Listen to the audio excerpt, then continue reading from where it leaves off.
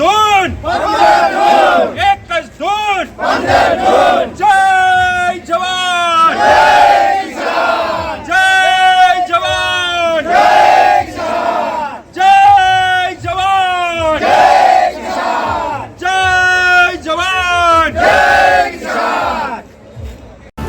કનુભાઈ, સમગ્ર ગુજરાતમાં ખેડૂતોનું આંદોલન છે. વિરમગામમાંથી મોટી સંખ્યામાં ગાંધીનગર જે ખેડૂતો છે ખુશ થઈ ગયા છે, શું કહેશો?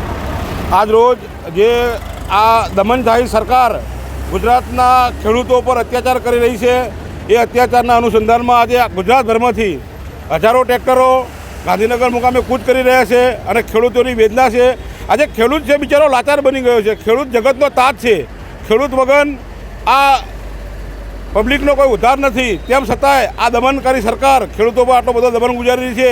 એના સમર્થનમાં અમે આજે ગાંધીનગર કૂચ કરી રહ્યા છીએ અને જ્યાં સુધી સરકાર આ નિર્ણય પાછો નહીં ખેંચે ત્યાં સુધી આંદોલન અમારું ચાલુ રહેશે.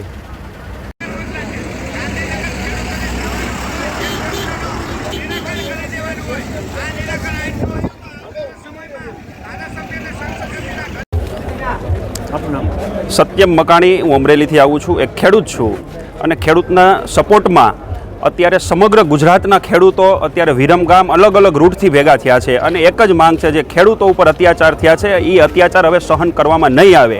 હવે ખેડૂતો જાગી ગયા છે. એક જ્વાળા સ્વરૂપે અત્યારે ખેડૂતો એકઠા થયા છે. હજારો ટ્રેક્ટરો અને હજારો લોકો ભેગા થઈ અને ગાંધીનગર તરફ કૂચ કરે છે. અમારી એક જ માંગ છે કે અત્યારે જે અદાણી ગ્રુપ દ્વારા જે ખેડૂતો ઉપર જો હુકમી કરવામાં આવે છે તે સદંતર બંધ કરવામાં આવે અને ખેડૂતોનો હક છે, જેની બાપ દાદાની જમીન છે, એની ઉપર એના વિરુદ્ધમાં જે કાર્ય કરવામાં આવે છે, થાંભલા નાખવામાં આવે છે, સદંતર બંધ કરવામાં આવે અથવા એની સંપૂર્ણ વળતર ચૂકવવામાં આવે. આપનું નામ જણાવશો અને ક્યાંથી આવ્યા છો અને વિરમગામ રોકાણ કર્યું છે? અહીંથી કેટલા ખેડૂતો સાથે જોડાવાના?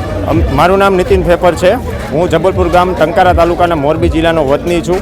અમે ગઈકાલે સવારથી જ નીકળી ગયા હતા 100-150 ટ્રેક્ટર લઈને ટંકારા તાલુકાથી મોરબી સુધી અને ત્યાંથી અમે હળિયાણી ચોકડી સુધી પહોંચ્યા હતા. ત્યાંથી બીજા ટ્રેક્ટરો 50-60 ટ્રેક્ટર જોઈન્ટ થયા હતા. ત્યાંથી હળવે અમે ગઈકાલ સાંજે અમે વિરમગામ ગુરુકુલ ખાતે અમે રાત રોકાણ કર્યું હતું. અમે બધાએ વિસામો લીધો હતો અને ઓછામાં ઓછા 150થી 200 ટ્રેક્ટર અહીંયા જોડાઈ ગયા છે. આગળ જતા જઈએ તો કોંઢવાડાને એ બધા 150 ટ્રેક્ટર આગળ પડ્યા છે ને આ બાજુથી બીજા 200 ટ્રેક્ટર બહુચરાજીથી હમણાં જોઈન કરવાના છે. એ જેવા જોઈન કરે એવી સાથે અમે ગાંધીનગર અમારી કૂચ કરશું.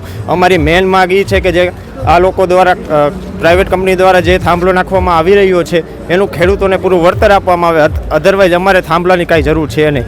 ખેડૂત એની રીતે ખેતી કરીને મોતથી જીવે છે તો શું કરવાની એને હેરાનગતિ કરવામાં આવે. જો અત્યારે અમે ગાંધી ચિંધ્યા માર્ગે અમે આંદોલન કરી રહ્યા છીએ. ઇન ભવિષ્યમાં આ લોકો એ સુધરશે નહીં તો અમે સરદારના વંશજી છીએ. ભગતસિંહને અમે અમારા મોભી માનીને ચાલીએ છીએ તો અમે એના રસ્તે પણ જવા માટે રેડી છીએ.